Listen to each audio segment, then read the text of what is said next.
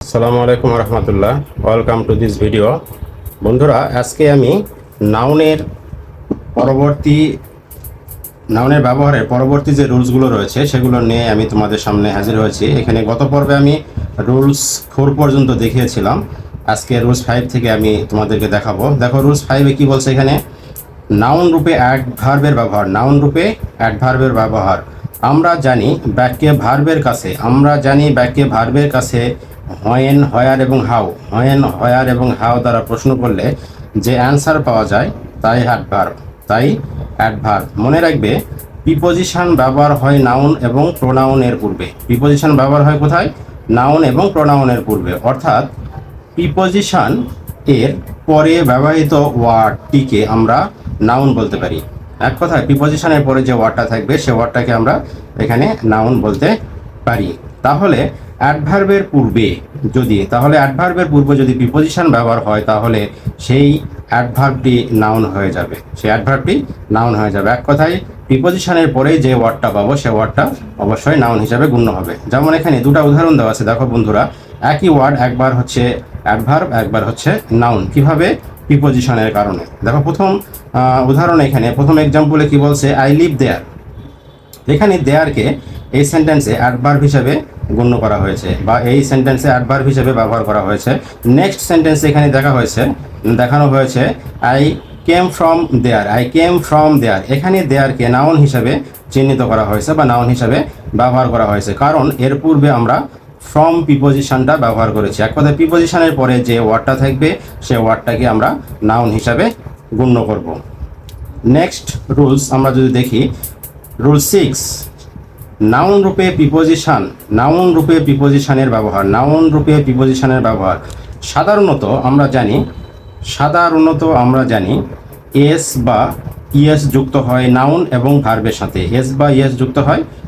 ভার্বের সাথে। যেমন এখানে আমি দুটো উদাহরণ এখানে ইনক্লুড করেছি, যে ম্যাঙ্গোর সাথে আমরা এস যুক্ত করে ম্যাঙ্গোস করে দিয়েছি। এখানে ম্যাঙ্গোস প্লুরাল করা হয়েছে।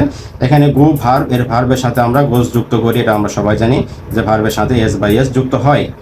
এখান থেকে আমরা বলতে পারি যদি কোনো প্রিপোজিশনের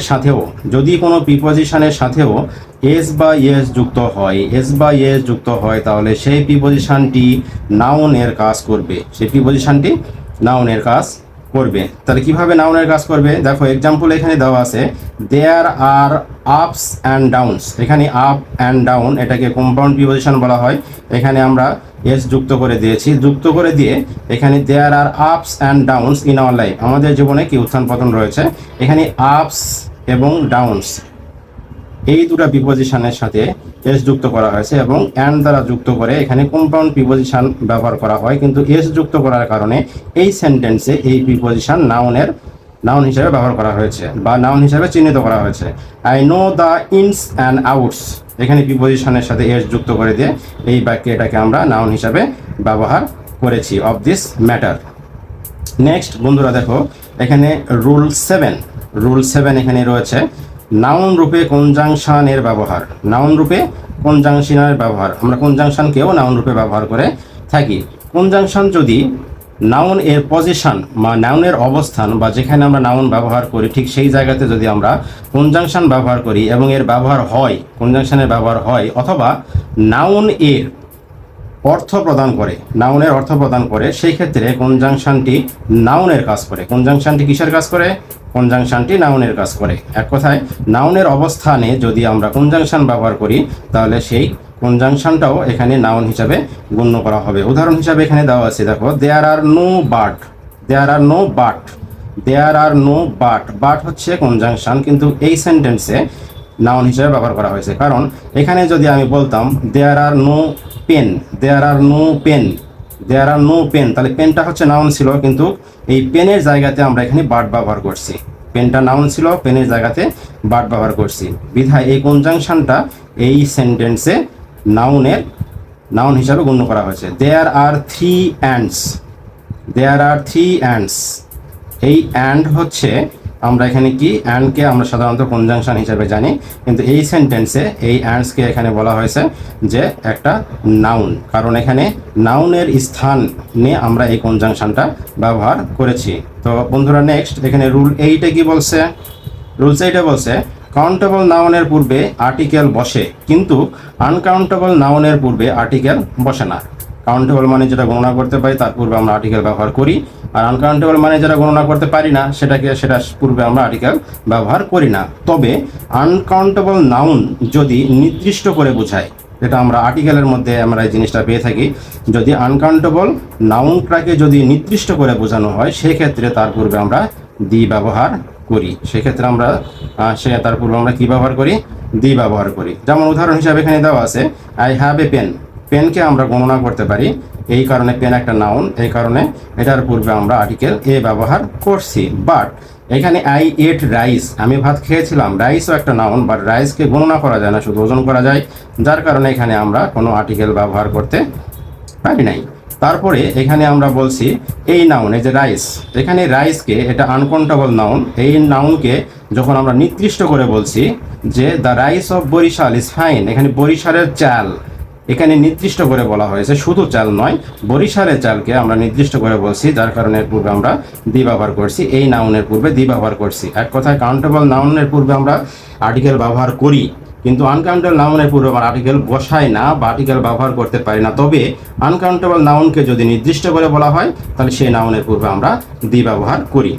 নেক্সট রুলস 9, কাউন্টেবল নাউনের পূর্বে সংখ্যাবাচক শব্দ বসলেও আনকাউন্টেবল নাউনের পূর্বে সংখ্যাবাচক শব্দ বসে না এবং এস বা এস যুক্ত হয় না।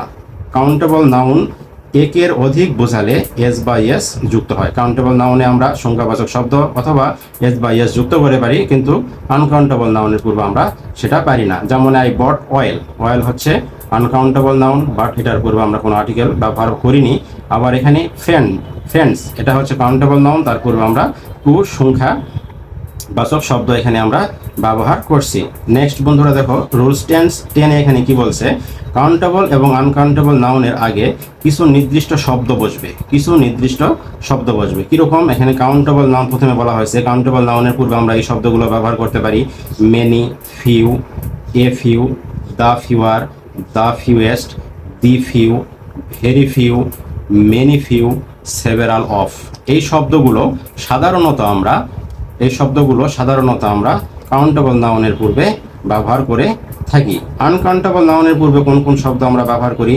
Much, little, a little, less, the least, the little, very little, much little, amount of. এই শব্দগুলো আমরা আনকাউন্টেবল নাউনের পূর্বে ব্যবহার করি। উদাহরণস্বরূপ এখানে আমরা বলতে পারি I have much rice, I have মাছ রাইস। তাহলে মাছটা এটা কি? আনকাউন্টেবল। রাইস আনকাউন্টেবল নাউন, এটার পূর্বে আমরা মাছ ব্যবহার করছি। রাইস আনকাউন্টেবল নাউন, এটার পূর্বে আমরা মাছ ব্যবহার করছি।